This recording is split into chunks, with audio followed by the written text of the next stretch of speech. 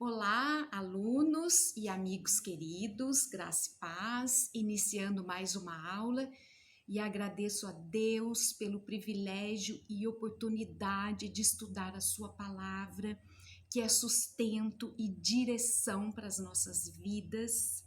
Que o Senhor Deus abençoe cada um de vocês segundo as suas necessidades, em nome de Jesus. Amém? Então é assim, com essa pequena oração que eu inicio a nossa aula. Eu vou dar sequência à segunda parte do estudo, Ira, Ressentimento e Perdão, escrito pelo reverendo missionário Josias Pereira. E hoje nós falaremos sobre ressentimento e perdão. Como eu gostaria de ouvir de vocês, como que vocês passaram a semana e como é que foi esse estudo sobre ira para vocês. Essa é a desvantagem de nós não termos as aulas presenciais, porque é muito bom quando nós podemos conversar com o outro e as aulas gravadas nos ajudam, mas a gente não tem essa interação, né? Mas a cada estudo eu vou ficando mais atenta aos meus sentimentos, ações e reações, e o Espírito Santo de Deus vai me incomodando naquelas ações que eu preciso pedir perdão a Deus e me retratar com alguém. E esse assunto ira nos incomoda bastante. Bem, no entanto, assim, está bem claro para mim que a causa da ira se acha em nossos corações. Especificamente, né, em Tiago 4, nós lemos a semana passada, mas eu preciso ler para vocês novamente, porque eu vou estar citando bastante Tiago 4.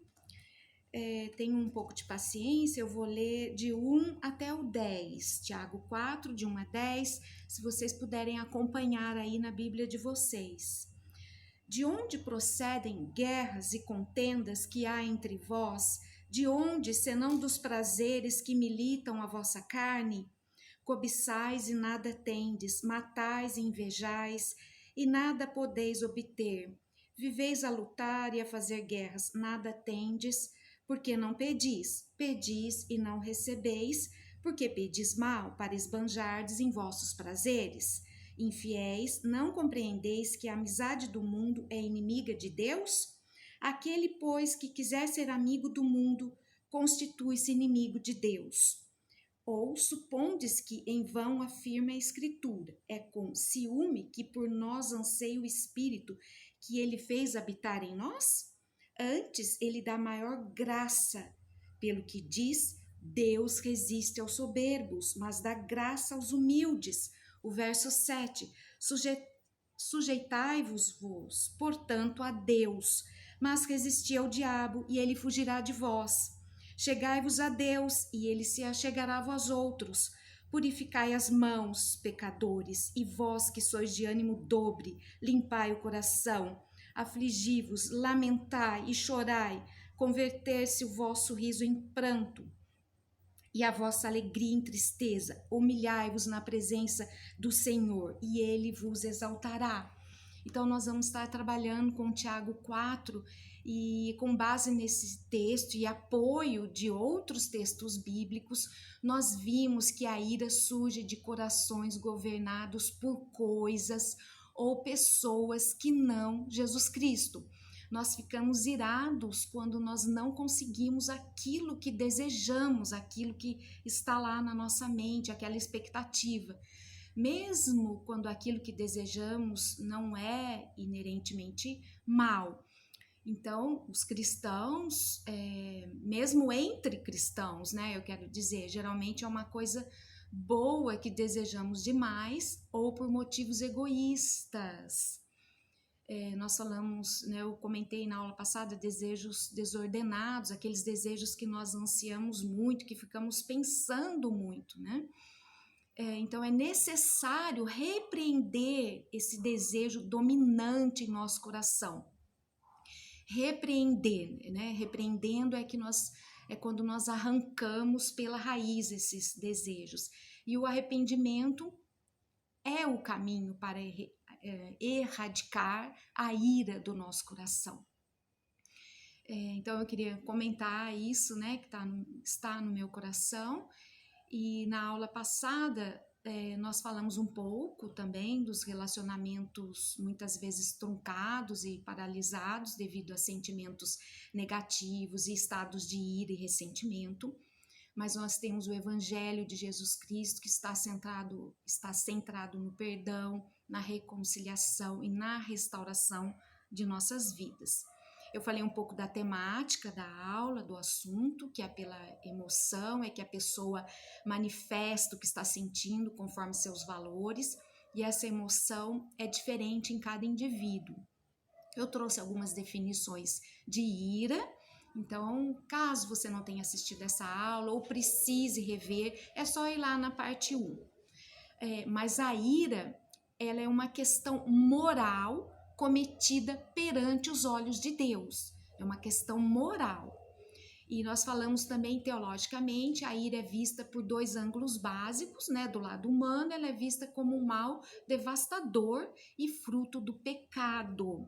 E a Bíblia também fala de uma ira santa, né? Essa ira é a ira de Yahvé, a ira divina.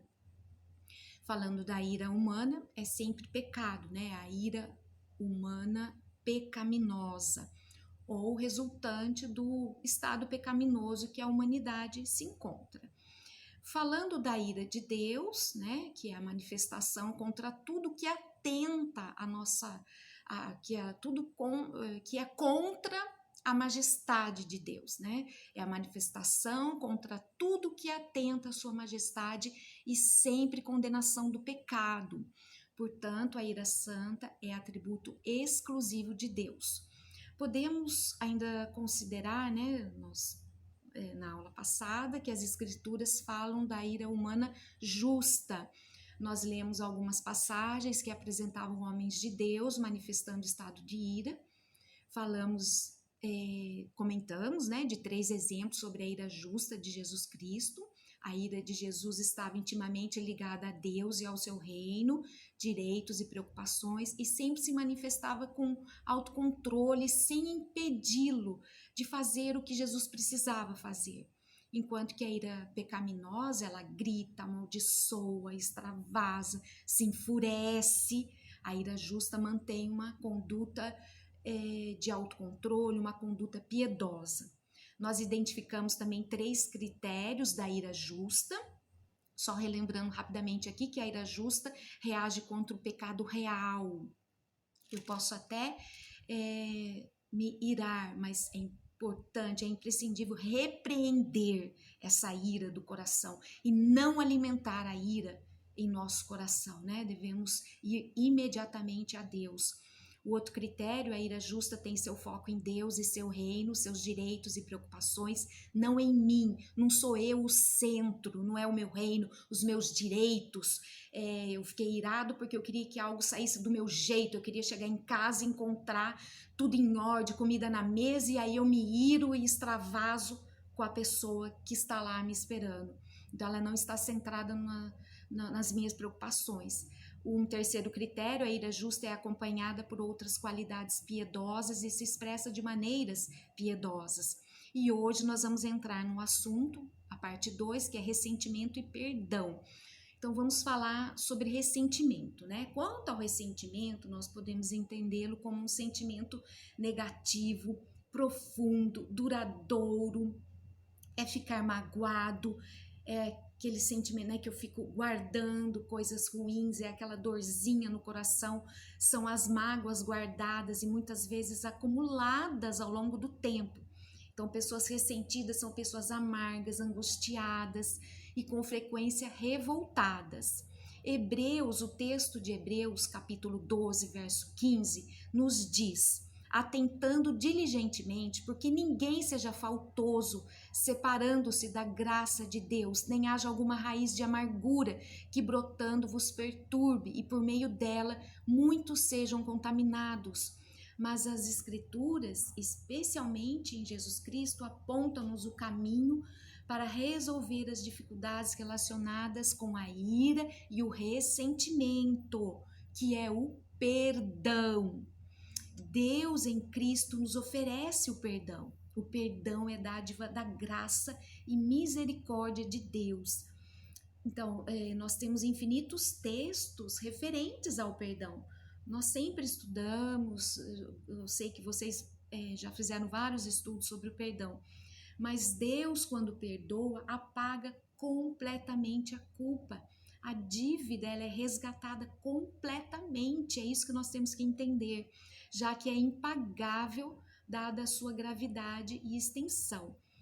Deus perdoa porque o devedor, nós, não dispomos de recurso algum para resgatar a dívida, mas quem é perdoado e aceita o perdão divino há de responder em sua vida com atos de perdão. Vejam bem, o perdão de Deus nos capacita a perdoar também.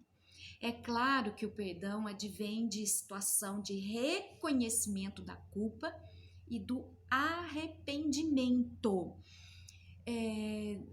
Esse termo, nós estudamos sobre arrependimento, me fez lembrar desse livrinho aqui que nós já estudamos, ele todo, Fundamentos da Fé. A lição número 2 fala sobre arrependimento e é sempre bom nós voltarmos a rever, né, para o nosso amadurecimento espiritual. Então, se você precisar, volta nesse livrinho, Fundamentos da Fé, a lição 2. E eu quero trazer aqui para vocês um outro texto bíblico, a parábola do credor incompassivo, né? O que é incompassivo? Que não demonstra compaixão. Ele está lá em Mateus 18, de 21 a 35. Eu não vou ler agora aqui, mas esse texto mostra como Jesus concebe a questão do perdão. Ele demonstra compaixão, compreensão e perdão para um grande devedor e exige que o mesmo sentimento tenhamos uns para com os outros, né? Jesus exige esse sentimento de compaixão de uns para com os outros, qualquer que seja o valor da dívida ou ofensa.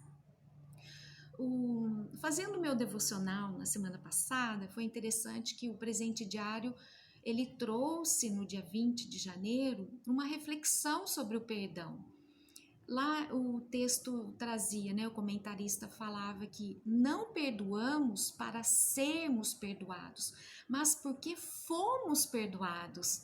Olha que interessante, não perdoamos para ser, mas porque fomos, ou seja, já fomos perdoados.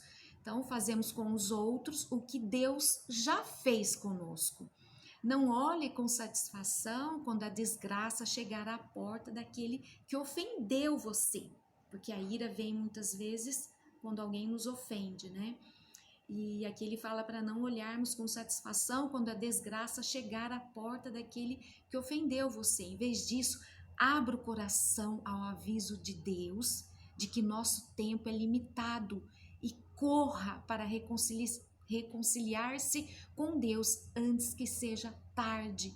Então essa lição nos mostra muito assim de corrermos a Deus, de irmos a Deus quando tivermos esse sentimento de ira nos dominando, que a gente vá imediatamente a Deus, se humilhe, se entregue a Ele.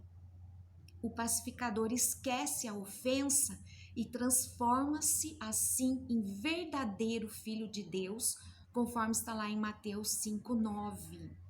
E como Deus busca graciosamente arrancar pela raiz nossos desejos pecaminosos.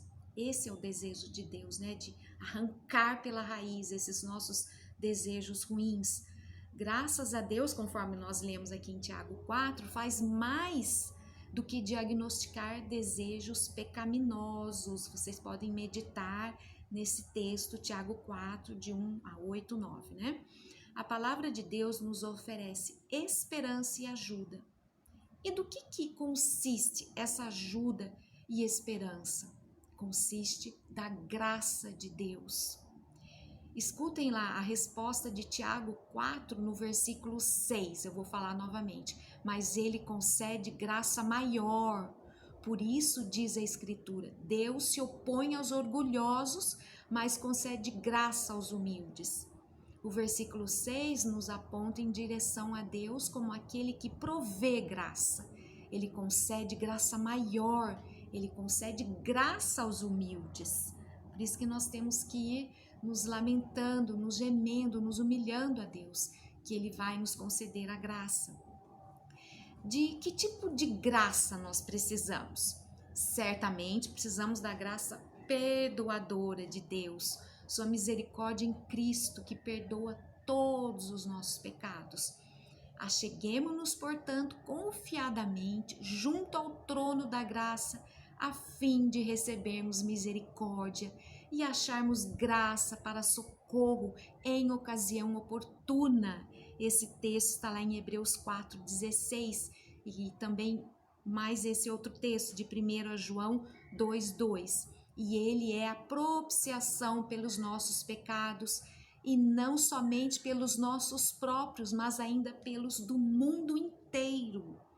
Então, não obstante, também precisamos da graça capacitadora de Deus, a graça que nos fortalece para sermos e fazermos aquilo que Ele quer que sejamos e façamos.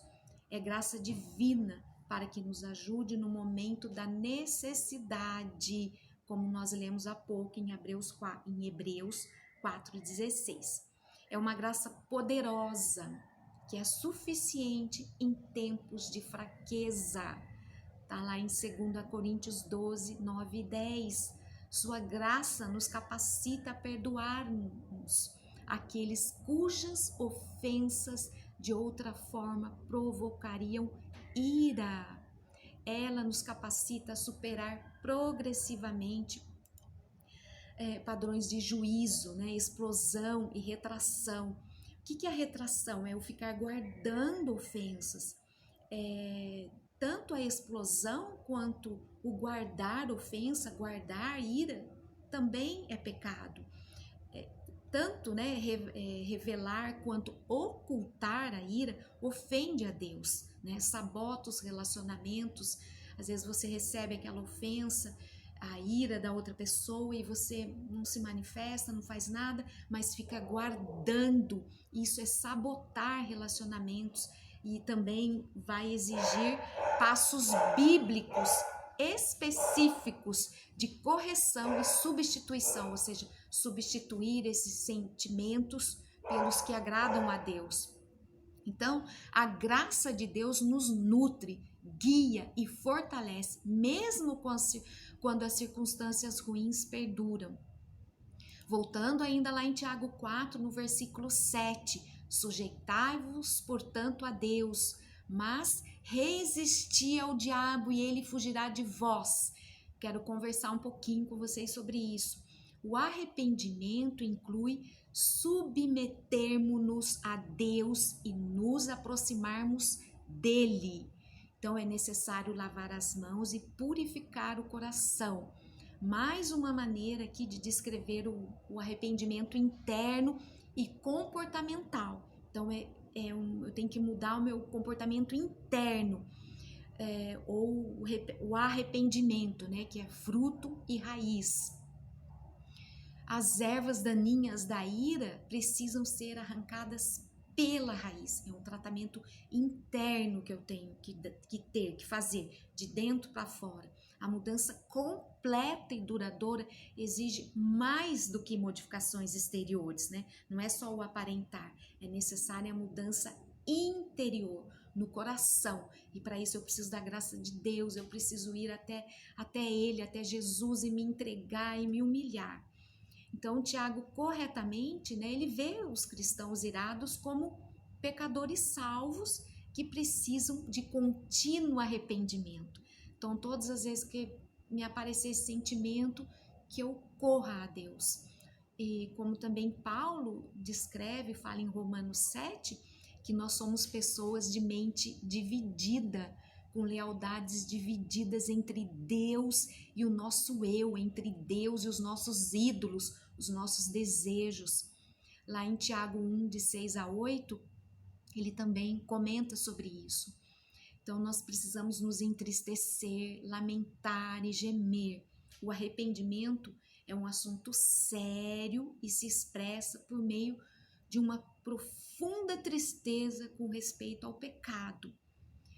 Por isso que eu falei para vocês voltarem, se for o caso, ao fundamentos da fé, lição 2, arrependimento. Então, nós somos feitos à imagem de Deus, responsáveis por nossa própria conduta. E não devemos, portanto, culpar familiares, culpar os amigos, culpar a genética, culpar os nossos pais, os líderes da igreja, culpar a sociedade, culpar os hormônios e nem mesmo o diabo por nossa ira.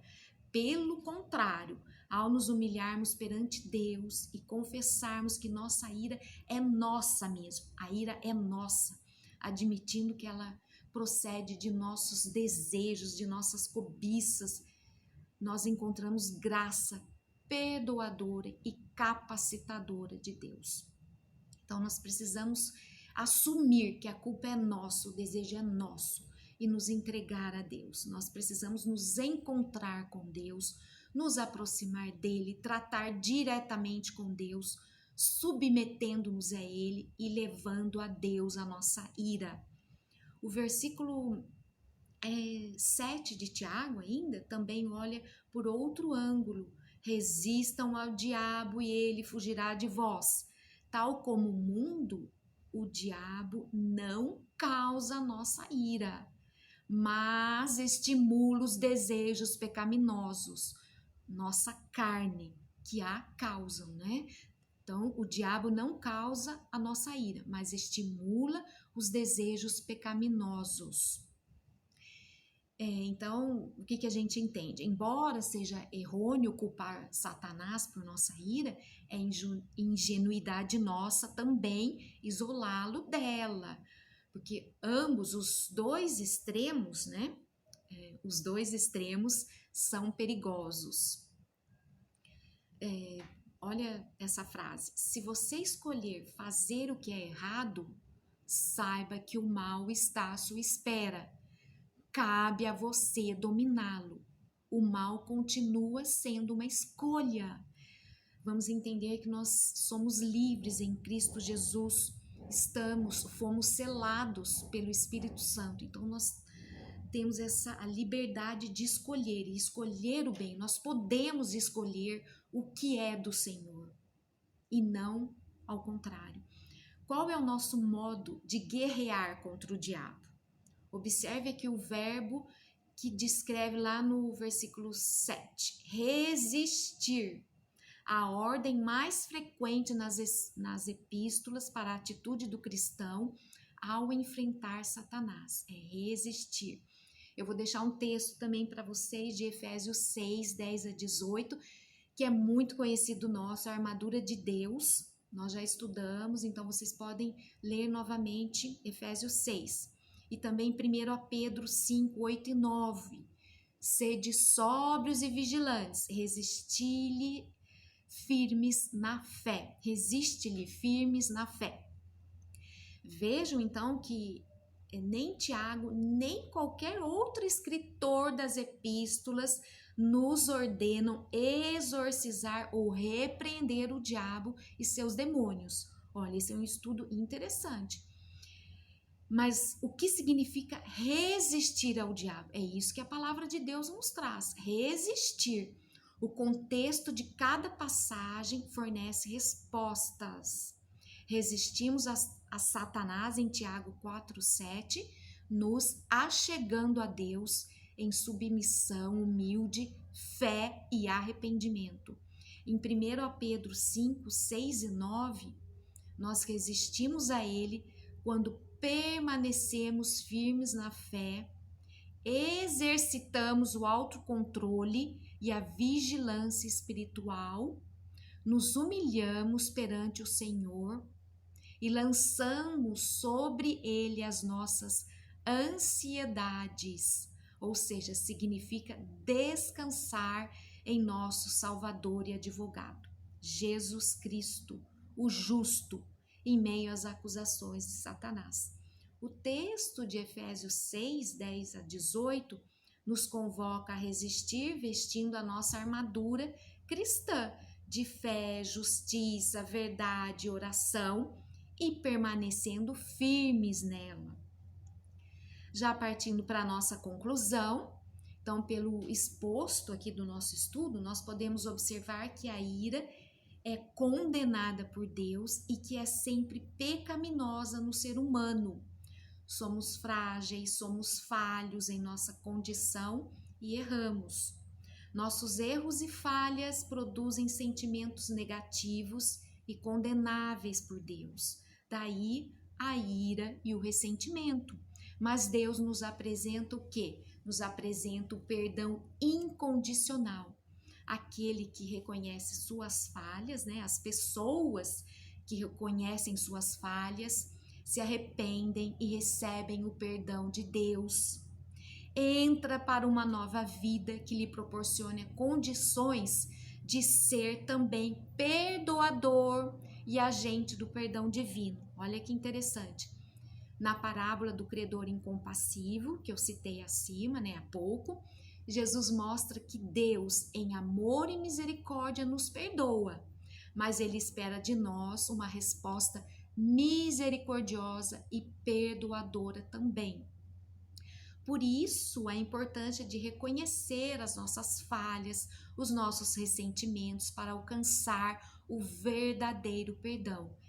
E esses estudos nos ajudam muito, abrem mais os nossos olhos.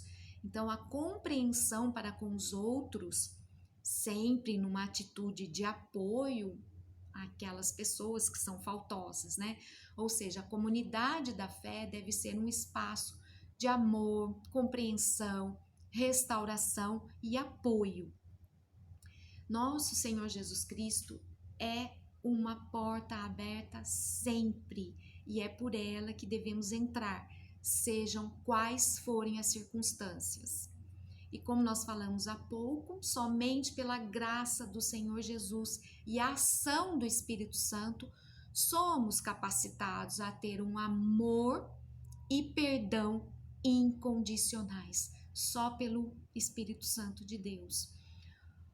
O amor divino derramado em nossos corações pelo Espírito nos dá a condição de trabalhar essas questões conforme está lá em Romanos 5:5.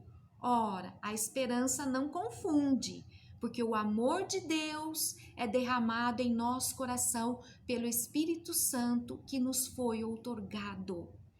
Então, pensando nas pessoas que têm dentro de si traumas emocionais sérios, carregados durante anos, porque nós sabemos as pessoas sofrem muito, sofrem com abusos, com transtornos, com traumas.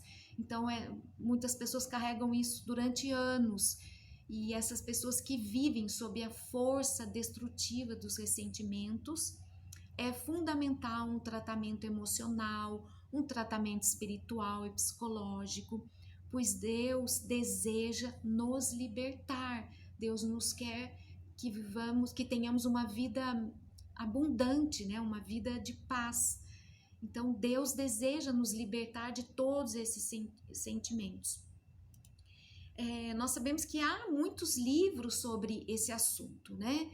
E os demais assuntos que nós temos tratado, que nós temos abordado. Eu posso indicar algumas bibliografias, incluindo este que eu citei, né? Que eu me baseei nesse livro, também eu posso indicar para vocês. Então, esses livros nos ajudam muito. Também podemos falar de grupos que trabalham com questões de cura interior, de traumas, né? Grupos pequenos, que tratam de traumas e das emoções, né? Visando, claro, a plena libertação. Então, esses grupos também ajudam bastante. Procurar o pastor, o seu pastor. E eu quero finalizar perguntando: o que o Senhor Jesus nos diz por meio de Paulo em Romanos 12:2? Vamos lá? Romanos 12:2. Não vos conformeis, permiti ao Senhor transformar as vossas mentes, os vossos sentimentos e os vossos valores, para que possais conhecer e vivenciar a vontade de Deus para a vossa vida e a do próximo. Ela é a única vontade boa, agradável e perfeita. É isso que Jesus deseja de nós. Que a paz de Deus nos guarde em todo o tempo. Um ótimo dia para vocês. Abraços!